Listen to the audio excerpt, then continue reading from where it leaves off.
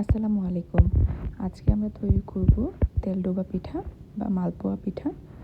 অনেক অঞ্চলে এটাকে সন্দেশ পিঠাও বলে থাকে। তৈরি করার জন্য আমি এখানে নিয়েছি 1.5 কাপ পরিমাণ শুকনো চালের গুঁড়া, 1.5 কাপ পরিমাণ ময়দা। এটাকে গুলানোর জন্য আমি নিয়েছি 1 কাপ পরিমাণ গুড়, যেটাকে আমি প্রায় 1 কাপ পরিমাণ পানি দিয়ে খুব ভালোভাবে জাল করে নিয়েছি। এরপর এটা কুসুম গরম থাকা অবস্থায় আমি মিশ্রণটাকে তৈরি করে নেব।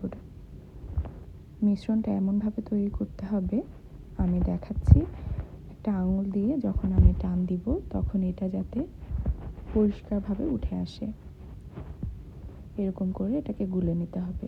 যখন ব্যাটারটা গুলে নেওয়া শেষ হবে তখন আমি এটাকে 20 মিনিটের জন্য রেস্টে রেখে দেব। 20 মিনিট পরে আমি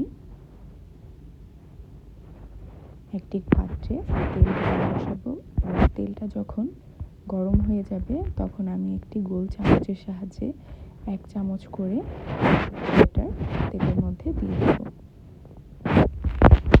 পিঠাটা নিচ থেকেই উপরে উঠে আসবে বা তেলে ভেসে উঠবে। এরপর এটাকে আমি উল্টে দুটো পাশই খুব ভালোভাবে গোল্ডেন কালার করে ভেজে নেব। পিঠাগুলো যখন ফুলে উঠবে এবং লাল লাল করে ভাজা হয়ে যাবে তখনই আমরা নামিয়ে নেব।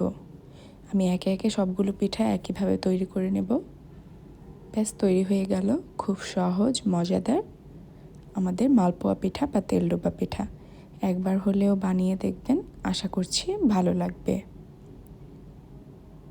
ধন্যবাদ। আসসালামু আলাইকুম।